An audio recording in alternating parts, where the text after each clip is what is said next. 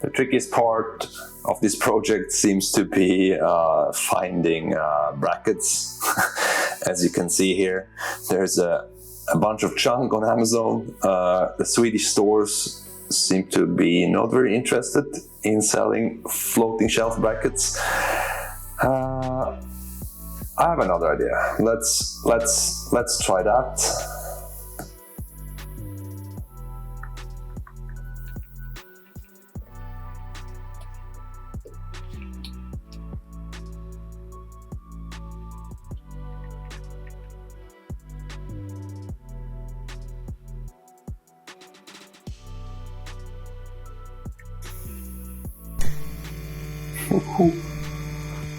Nice.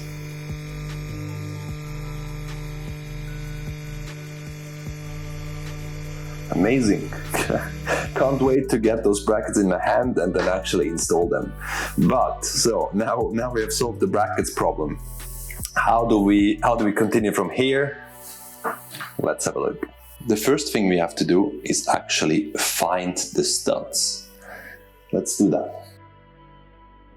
Now I marked where the studs are. This is actually going to be important. You will see that in a minute. Why? Because I know where I want to put the shelf. So now we can measure that. So the shelf is going to be 1.20 meters. So, and it will be around here. I'm going to mark that out as well on the paper, on the wall, where it starts. So here is actually the starting point of the shelf. And that gives me the possibility to measure where the first stud will come and then where the second one is coming. And that's needed because they're gonna cut out, or like route out huge parts of that shelf for all the electric stuff that I want to put in. So I need to know where I cannot route because the anchors that are going into the studs are gonna be here and here. So now we have that. I'm gonna write down that measurement and then let's head down into the basement and start actually working. This is basically the piece of ash that I was talking about, the leftover I had from my Iron deck chair build.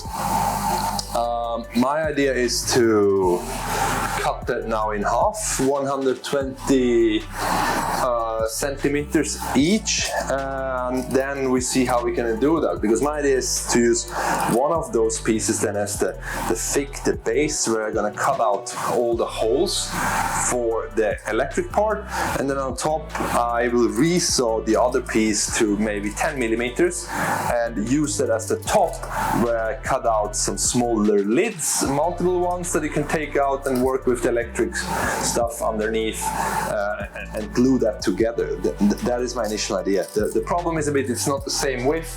Here it's much thinner than on the other side, but I guess the other side just needs to be cut off more. But let's first of all cut this one here. Let's cut this in half.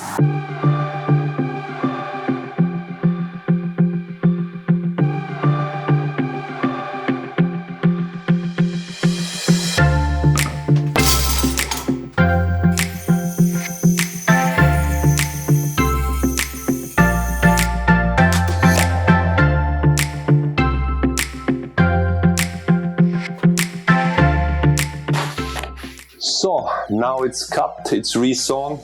We have two pieces here.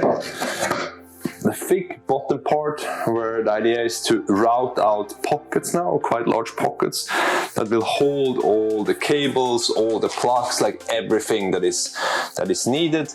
And then the top one will be either screwed or glued on, and I will cut out some nice lids that you can just take off, fixing the cables, put them back on, and then only the small little cables are coming out of the top piece, and all the massive amount of cable still stays inside. That's the idea. Let's see if that's going to turn out well.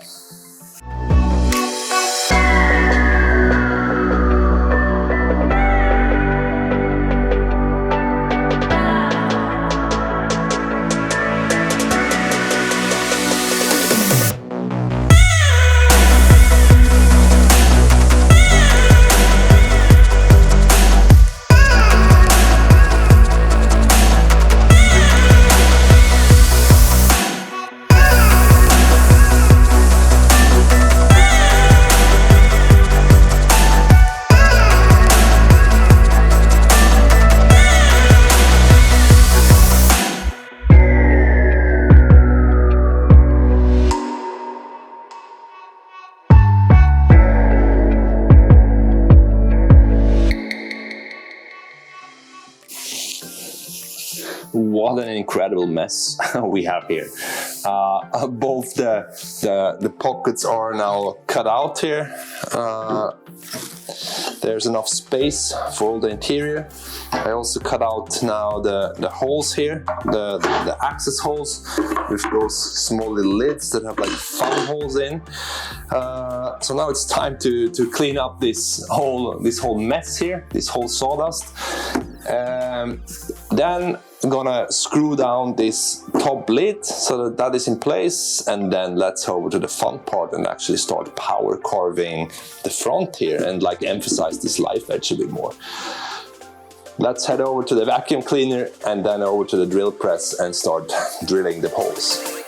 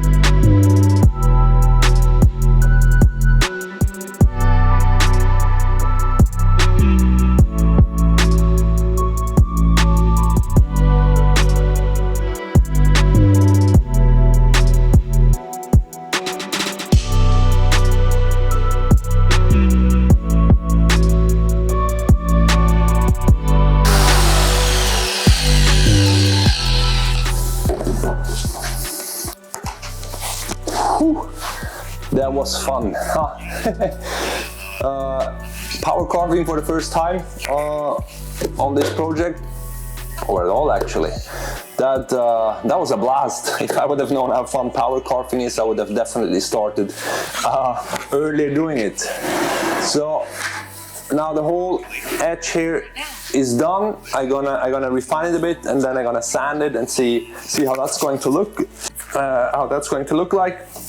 Maybe need to do some adjustment, but let's see how that turns out.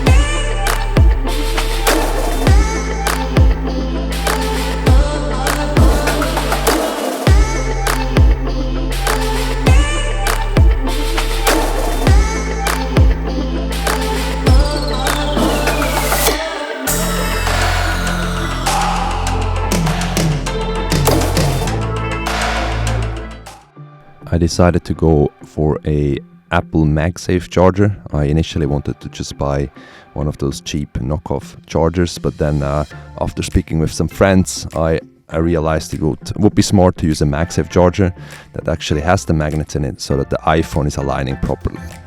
Continuing with magnets, here you see me putting some magnets into the lids so that they easily align and stay in place. It was about time to start drilling the two holes for the brackets in the back. I built a quick little wooden jig that helps me to align the drill, because there was no other way of like using the drill press to drill it because of the live edge in the front.